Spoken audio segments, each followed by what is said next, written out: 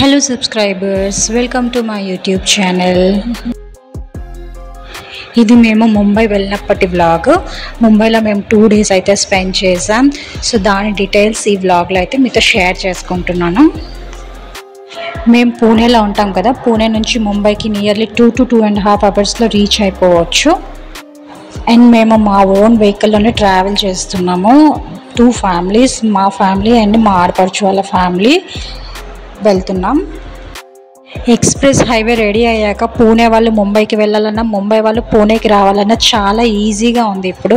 And roads అవి కూడా చాలా నీట్గా ఉంటాయి కాబట్టి మనకి జర్నీ అన్నది అస్సలు తెలీదు. అండ్ మనం అనుకున్న టైం కన్నా ఇంకా ఎర్లీగానే రీచ్ అయిపోతాం.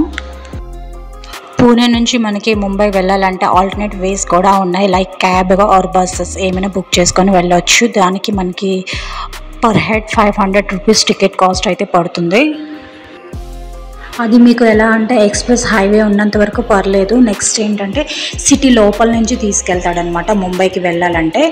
ఇక్కడ మనం ఏమంటే షార్ట్ కట్ ఉంటుంది, లైక్ షార్ట్ కట్ అని కాదు, అటుల్ సేతు ఉంటుంది కదా. సో అది చాలా long bridge, 21.8 kilometers distance long అనమాట. సో దాని మీద మనం రీచ్ అయ్యామంటే ఎటువంటి డిస్టర్బెన్స్ లేకుండా హ్యాపీగా రీచ్ అయిపోవచ్చు ముంబైకి. Once Pune Mumbai express highway end అయిన తర్వాత మనకి వెంటనే అటల్ సేతు అనేది కనెక్ట్ అయిపోతుంది. సో దాని మీద మనం వన్స్ రీచ్ అయిపోయామంటే హ్యాపీగా రీచ్ అయిపోవచ్చు ముంబైకి. ఇక్కడ మనకి వ్యూ కూడా చాలా ఎక్సలెంట్గా ఉంటుంది. కిందనంతా వాటర్ అండ్ పైన ఫ్లైఓవర్, దాని మీద నుంచి వెళ్తుంటే నేచర్ లవర్స్ అయితే బాగా ఎంజాయ్ చేస్తారు. అండ్ ఇక్కడే కాదు, ఎక్స్ప్రెస్ హైవే స్టార్ట్ అయిన దగ్గర నుంచి కూడా మీకు చాలా బాగుంటుంది. అండ్ ఇప్పుడు మనం ఆ బ్రిడ్జ్ మీద నుంచే వెళ్తున్నాం. మీరు ఇక్కడ వ్యూ చూడొచ్చు.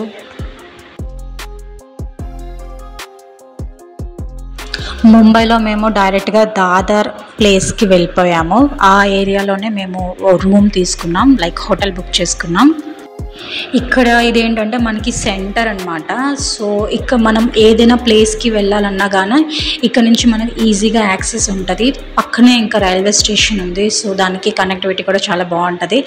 ఆఫ్టర్ లాంగ్ జర్నీ కొంచెం బ్రేక్ ఇచ్చామన్నమాట. ఇక్కడ ice cream break, cool drink break, ఎవరికి ఏం కావాలంటే అది కొంచెం తీసుకొని చిల్ అయ్యాం. నెక్స్ట్కి ఇంకా రూమ్కి వెళ్ళిపోయాం అనమాట. రూమ్కి వెళ్ళి కాసేపు రెస్ట్ తీసుకొని అండ్ ఫ్రెష్ అప్ అయ్యి అప్పుడు బయటికి వచ్చాము. అప్పటికే ఈవినింగ్ అయిపోయింది ఇంకా. సో ఆ రోజు ఇంకేం ప్రోగ్రామ్స్ పెట్టుకోలేదు, జూహు బీచ్ ఒక్కటే కవర్ చేసి వచ్చాము. సో ఇప్పుడు 2 hours మేము రైల్వే స్టేషన్కి వెళ్తున్నాం. అక్కడ ట్రైన్ క్యాచ్ చేసుకొని డైరెక్ట్ జూహు బీచ్కి అయితే వెళ్తున్నాం. అండ్ ఇక్కడ దాదర్ మార్కెట్ అంతా ఇదంతా మీరు చూడొచ్చు. అండ్ ఆబ్వియస్లీ ముంబైలో ట్రాఫిక్ అయితే ఇంకా అస్సలు చెప్పక్కర్లేదు కదా. ఎవరు ఎటు వెళ్తుంటారో కంటిన్యూగా 24/7 మిగతా సిటీస్లో కూడా ఉంటారు, కాకపోతే ఇక్కడ ఇంకా ఎక్కువ అనిపించింది క్రౌడ్ నాకు. అండ్ ఇక్కడ మేము టీ బ్రేక్ అయితే ఆగాం. After tea again we started. And ఇక్కడ పబ్లిక్ అయితే కంటిన్యూగా వెళ్తున్నారు, వస్తున్నారు. అంటే కనీసం 1 minute కూడా గ్యాప్ లేదు. ఎవ్రీ ట్రైన్ మనకు అలాగే ప్యాక్ అయిపోయి వస్తుంది. జనాలు దిగుతున్నారు, మళ్ళీ వెంటనే ఎక్కుతున్నారు. కొంతమంది అయితే ఇంకా రన్నింగ్ చేసుకుంటూ వస్తున్నారు, వెళ్తున్నారు. సో ఇవన్నీ చూసి మనమైతే ఇలాంటివి చేయగలమా అనిపించింది. అండ్ వీళ్ళని చూసాక, ఇవన్నీ చూసాక లైఫ్లో మనం ఎలాంటి స్ట్రగుల్స్ పడితే ఒక పొజిషన్కి రాగలము అనిపించింది. అండ్ మీరు ముంబై ఎప్పుడైనా వెళ్తే క్యాబ్స్ అవి కాకుండా మీరు కూడా ఇలా లోకల్ ట్రాన్స్పోర్ట్స్ లైక్ ట్రైన్స్ అవి యూజ్ చేసుకొని వెళ్తే మీకు జర్నీ తగ్గుతుంది. అంటే ఈజీగా మీరు అనుకున్న డెస్టినేషన్కి రీచ్ అయిపోగలరు. అండ్ ఇక్కడ యాజ్ యూజువల్ ట్రైన్స్లో కూడా మనకి అదే క్రౌడ్ చూస్తున్నారు కదా. కాకపోతే స్టేషన్స్లో ఎక్కువసేపు ఆపడు. అండ్ మనం అనుకున్న డెస్టినేషన్కి ఫాస్ట్గా రీచ్ అయిపోవాలి అంటే ఇది తప్పదు. ఇంకా బై రోడ్ కనుక మనం ప్రిఫర్ చేసామంటే మటుకు చాలా టైం వేస్ట్ అయితే అయిపోతుంది. అండ్ ట్రాఫిక్లోనే చాలా టైం పోతుంది. సో ఇలా మనం వెళ్ళామనుకోండి, మనకి నియరెస్ట్ హబ్లో మనం దిగవచ్చు. అండ్ అక్కడి నుంచి ఆటో ఆర్ ఎనీథింగ్ క్యాచ్ చేసుకొని మనం అనుకున్న డెస్టినేషన్కి రీచ్ అవ్వచ్చు. మేము ఇక్కడ జూహు బీచ్కి వెళ్తున్నాం కాబట్టి శాంటా క్రూజ్ రైల్వే స్టేషన్లో దిగాము. అండ్ ఇక్కడ కూడా మార్కెట్ చూడండి, చాలా క్రౌడ్ యాజ్ యూజువల్. అన్ని స్టేషన్స్లో మనకి ఇలాగే మార్కెట్ కనిపిస్తూ ఉంటుంది, పబ్లిక్ ఇలా వెళ్తూ వస్తూ ఉంటారు. అండ్ ఇక్కడ చూస్తున్నారు కదా, వీళ్ళంతా బస్ గురించి వెయిట్ చేస్తున్నారు. సో చూస్తున్నారు కదా ఎంతమంది వెయిట్ చేస్తున్నారో బస్ కోసం. అండ్ ఇక్కడ బస్సు ఎక్కాలన్నా కూడా క్యూ సిస్టమ్ మెయింటైన్ చేసి ఎక్కుతారనమాట. ఎలా పడితే అలా ఎక్కిపోవడానికి కుదరదు.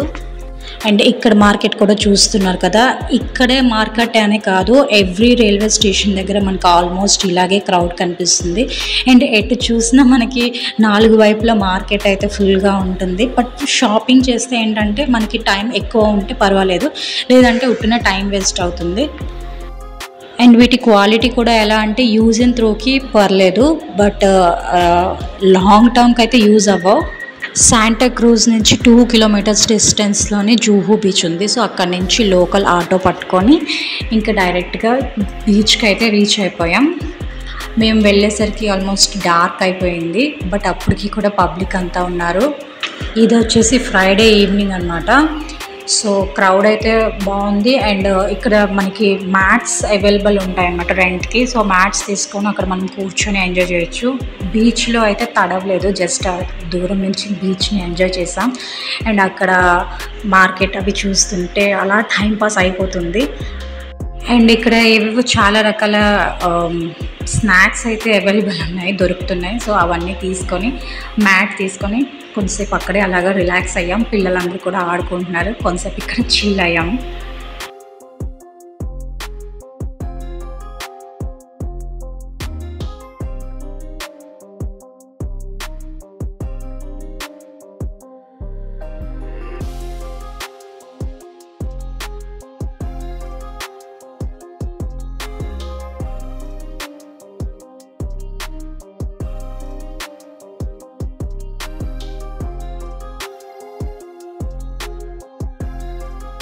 బీచ్ దగ్గర మ్యాట్ వేసుకొని ఆ వ్యూ చూస్తూ ఉంటే అలా ఇంకా టైం తెలియలేదు మాకు.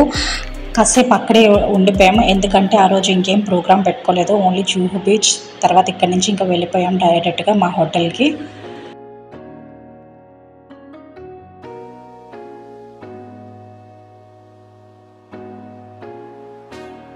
అండ్ ఈ ఫ్రూట్స్ ఇలాగా సలాడ్లా చేసిస్తున్నాడు, స్వీట్గా ట్యాంగీగా చాలా బాగున్నాయి. ఇవైతే 2 pairs తీసుకున్నాం, చాలా నచ్చింది నాకు మిగతా అన్ని స్నాక్స్ కంట. అండ్ ఇక్కడికి వచ్చాక పూణే షిఫ్ట్ అయ్యాక మేము ఎక్కువ మిస్ అయింది కార్న్స్. ఇక్కడ ఓన్లీ స్వీట్ కార్న్స్ మాత్రమే ఉంటాయి. అండ్ ముంబైలో కూడా సేమ్ అంతే అంట, నార్మల్ కార్న్స్ మనకి దొరకవు. ఇప్పుడే కాదు, దీని సీజన్లో కూడా మనకి రావు, ఓన్లీ స్వీట్ కార్న్స్ మాత్రమే ఉంటాయి ఇక్కడ. I don't know why, but people use to eat this one only. So normal corns అయితే మేము మిస్ అయిపోతున్నాం. ఇంకా అక్కడ కాసేపు అలా స్పెండ్ చేశాక మా రూమ్ దగ్గరికి వచ్చేసాం, దాదర్కి వచ్చేసాం. దాదర్ మేము స్టే చేసిన రూమ్ పక్కనే ఉడుపి ఉంది. సో అక్కడికి వచ్చేసి ఇంకా డిన్నర్ చేసి వెళ్ళిపోయాము రూమ్స్కి. ఇక్కడ మనకి అన్నీ అవైలబుల్ ఉంటాయి కదా, టిఫిన్స్ సెక్షన్ అవన్నీ. సో దోశ అలా తినేసి ఇంకా వెళ్ళిపోయాం. మనకి మహారాష్ట్ర వస్తే కంపల్సరీ పావ్ బాజీలు వడాపావులు ఉంటాయి, బట్ నైట్ టైం అవి తినబుద్ధి కాదు.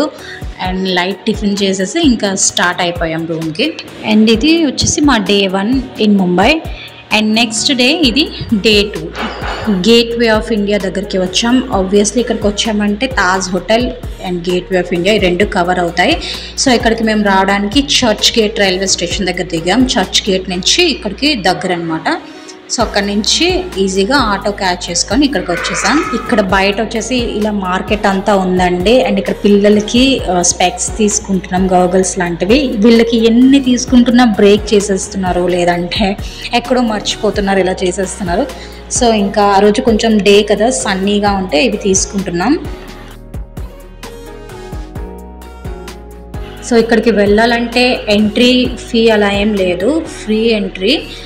ఇక్కడ నుంచి పాస్ అయ్యి ఓన్లీ మనకి స్కాన్ చేస్తారు, హ్యాండ్ బ్యాగ్స్ అవి పెట్టాలి. సో ఇంక ఇక్కడ నుంచి డైరెక్ట్గా వెళ్ళిపోవచ్చు.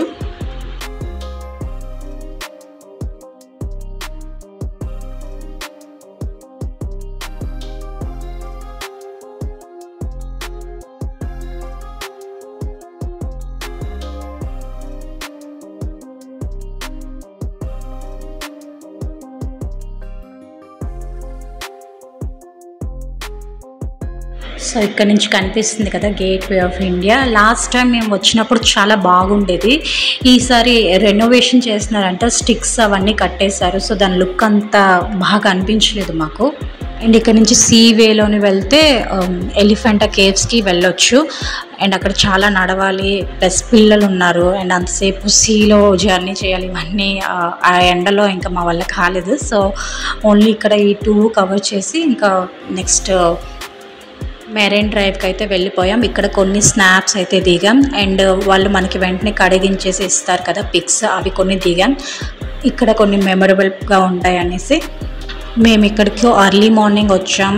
లైక్ 9 o'clock కల్లా మేము రీచ్ అయిపోయాం. సో అందుకనేసి క్రౌడ్ అది కొంచెం తక్కువ ఉంది. ఇంకా టైం పెరుగుతున్న కొలది క్రౌడ్ అయితే వచ్చేస్తున్నారు.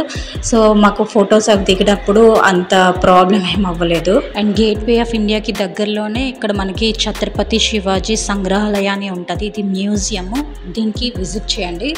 దగ్గర డిస్టెన్స్ అండ్ చాలా అంటే చాలా బాగుంటుంది మ్యూజియం. మీకు అప్పటి కల్చర్ అవన్నీ తెలుసుకోవాలి అని అనుకుంటే, అలాంటివి ఇంట్రెస్ట్ ఉన్న వాళ్ళైతే ఇక్కడికి రావచ్చు. పిల్లలకి పెద్దవాళ్ళకి టికెట్స్ అయితే ఉంటాయి, లైక్ 70 ఆర్ సంథింగ్ ఉన్నాయి, నాకు ఎగ్జాక్ట్గా గుర్తులేదు. సో అవి తీసుకొని లోపలికి అయితే ఇంకా ఎంట్రీ అయిపోయాము. బయట నుంచి వ్యూ అయితే చూస్తున్నారు కదా, చాలా అదిరిపోయింది. బయట అంతా గార్డెన్గా ఉంది, లోపల అయితే చాలా పెద్ద మ్యూజియం అండి. కాసేపు తర్వాత మేమైతే ఇంకా నడవలేకపోయాం, అంత పెద్ద మ్యూజియం. బట్ ఇది నేను నెక్స్ట్ వ్లాగ్లో కంటిన్యూ చేస్తాను. Part 2 guys, and thank you for watching this video.